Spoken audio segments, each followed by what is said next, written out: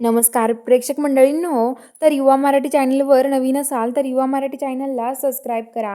तर आजच्या भागामध्ये आता इकडं जो अजित आहे तो घरात जातो. राणीची राणीची, मालतीची आणि सगळ्यांच्या बॅगा घेऊन येतो आणि सगळ्यांच्या बॅगा तिथं फेकतो आणि म्हणतो की निघा आमच्या घराच्या बाहेर. आता सगळेजण आश्चर्य बघतात. तर आता लगेच मालती म्हणते की रत्नवहिनी, सांगा ना तुमच्या मुलाला काही समजून.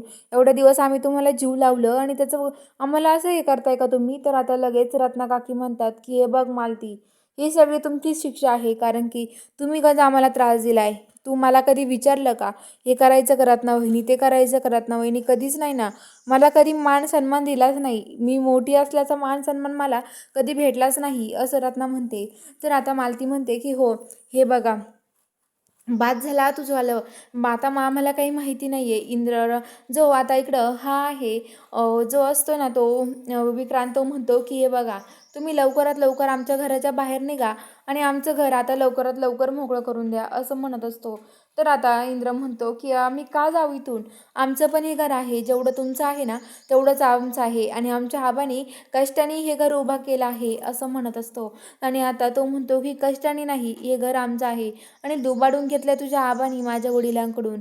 आता जे दादासाहेब असतात तो विक्रांतने आणलेला एक माणूसच असतो. तो त्याचे वडील नसतात, पण त्याने तिथे आणलेलं असतं, कारण की त्याला इंद्राला त्यांना घराबाहेर काढून द्यायचं असतं. आणि आता ते म्हणतात की घराबाहेर आता आम्ही नाही तर तुम्ही जाणार आहात सगळेजण, विचार करा, निघा इथून चला. तर आबा म्हणतात ठीक आहे, जातो आम्ही इथून.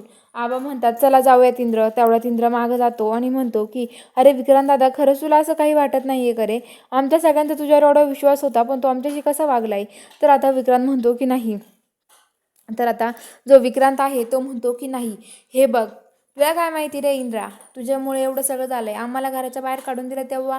आणि तो इंद्राला डायरेक्ट त्या होळीच्या जाळावर लोटून देतो आणि म्हणतो की निघ चल इथून. सगळेजण तोंडाला हात लावतात आणि ओरडायला लागतात इंद्रा इंद्रा. तर बघूया आता पुढील भागात काय होतं. इंद्राला काही दुखापत होईल का? हे सगळं बघायला चॅनलला सबस्क्राईब करून घ्या.